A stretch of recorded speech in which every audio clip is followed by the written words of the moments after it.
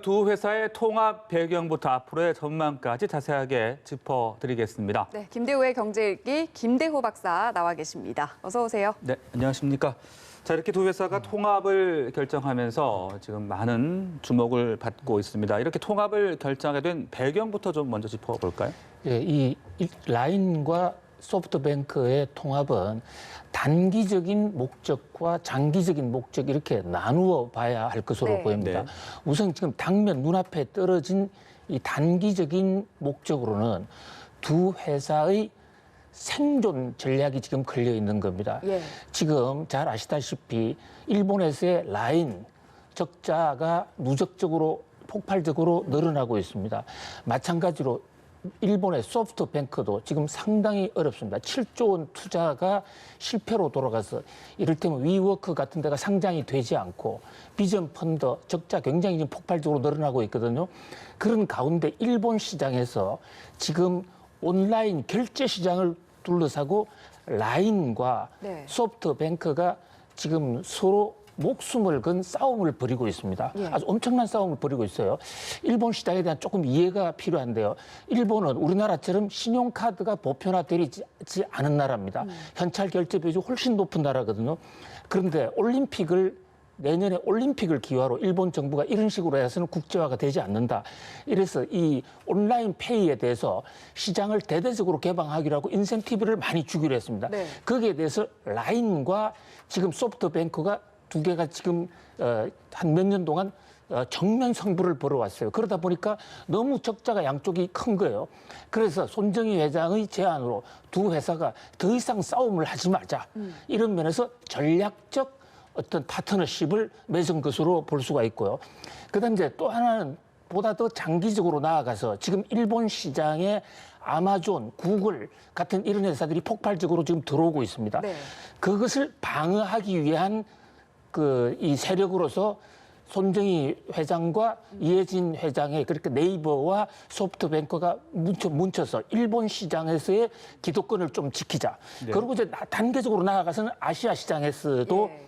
한일 연합군으로 세계의 구글이나 이런 중국의 공격을 한번 막아내보자. 이런 다단계 포석으로 보입니다. 네, 그 지난 7월에 문재인 대통령이 소프트뱅크 손정희 회장을 만났었잖아요. 그 만남도 영향을 미쳤다는 얘기가 있는데 맞는 이야기입니까? 그렇습니다. 그날이 7월 4일이었죠. 네. 7월 4일 성북동에서 모임을 하지 않았습니까? 문재인 대통령을 만나고 그 끝나자마자 이재용 부회장이 주재를 해서 네. 성북동 모처에서 한국 재계총수들과 손정희 회장이 만났습니다.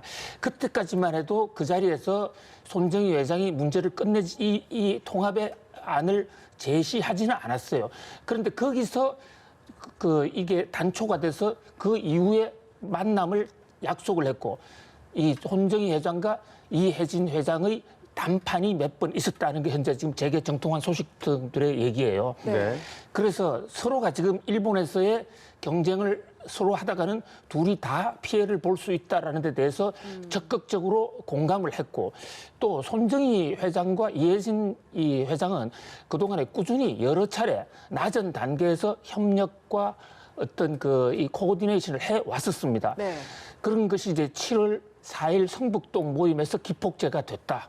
이런 게 재계의 지금 시각입니다. 그렇군요. 네, 지금 사실 한일 관계가 악화 일로를 걷고 있잖아요. 이런 상황에서 이 한일 양국 기업이 통합을 한다는 건 어떤 의미가 있고 또 어떤 가치가 있을까요? 예, 근본적으로 보면 사실 이번에 네이버와 이 소프트뱅크는 통합이라고는 보기는 어렵습니다. 네. 왜냐하면 주식 지분을 50대 50으로 갖기 때문에 하나의 같은 줄을 서 있다.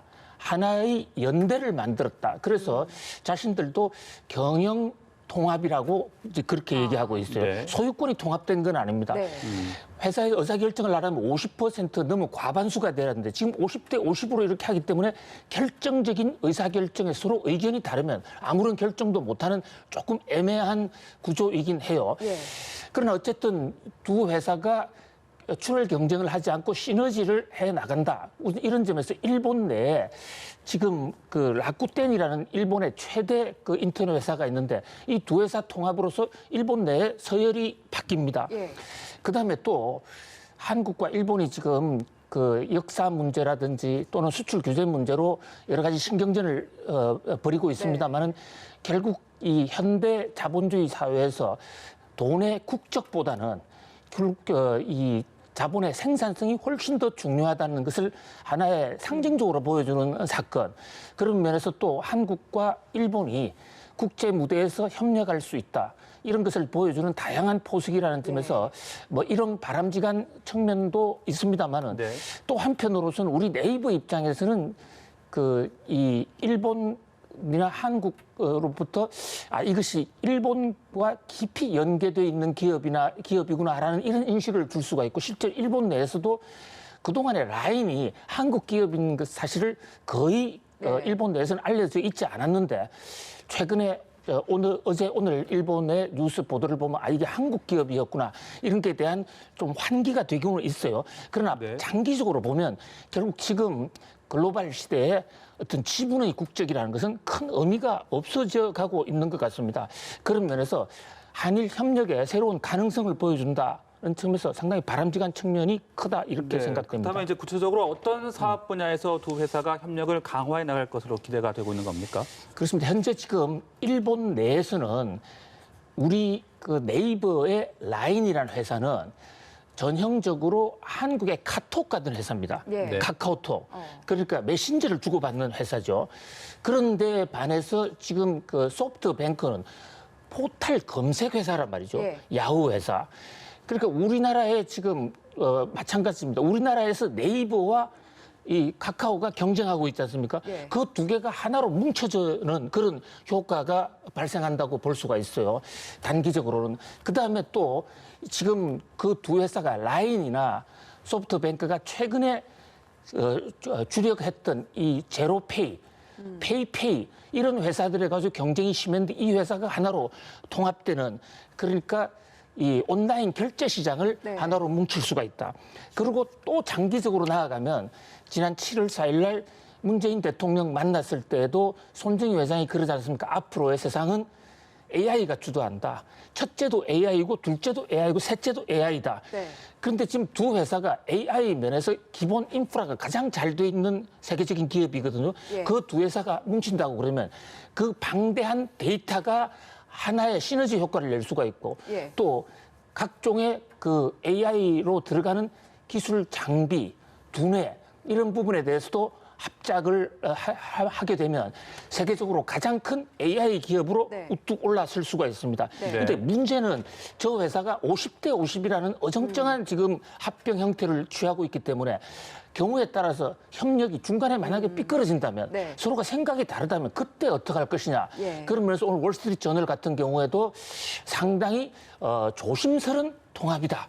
이런 지금 지적을 하고 있어요. 그러나 워낙 이혜진이라든지 또 손정희 이런 사람들이 워낙 이 세계 흐름을 잘 내다보는 경영의 신들이기 때문에 그런 충돌은 없이 갈 것으로 봅니다만 그러나 장기적으로는 자본 규모가 일본이 더 크고 또 그 시장 자체가 일본이기 때문에 두 개가 충돌했을 때 이제 의견이 맞지 않을 경우에는 결국 손정희 구도로 갈 가능성이 더 높다 이런 우려도 있습니다. 어떤 시너지 효과를 낼 수 있을지 좀 지켜보도록 하겠습니다. 지금까지 김대호의 경제읽기 김대호 박사와 함께했습니다. 말씀 잘 들었습니다. 고맙습니다.